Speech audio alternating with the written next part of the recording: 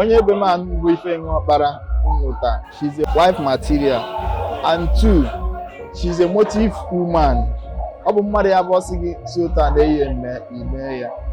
Mgbe m matara my woman a, eji m ọkpa aga. Mana amatara m ya, amịrị m nsi nji mati ya, Chineke gọzie m nwa tuke nji. And ana m ekwe promotion more.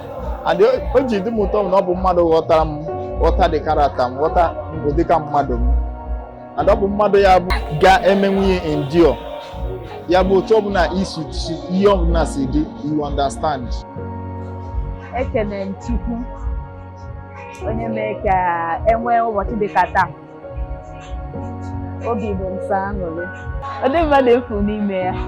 Ọ bụkwa stubborn type, mana his stubbornness sometimes na-enwe limit, and ọ na-enwekwa reason for that stubbornness.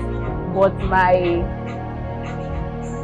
concern there bụ na, or let me say, my reason for picking him bụ na onye bụ na mmadụ mecha that stubbornness or whatever, ị chọrọ ikwu inyekwa onye a correction, otu ikekwa maybe ọfụkwa ebe ọ dị at fault or something, or try to correct that mistake.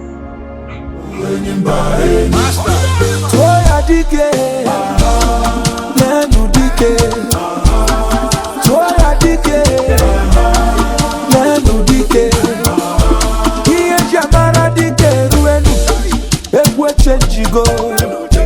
Iye jamara dike ruenu, ekwe dagarigo. Onwere ndabasi, onwere ndabasi.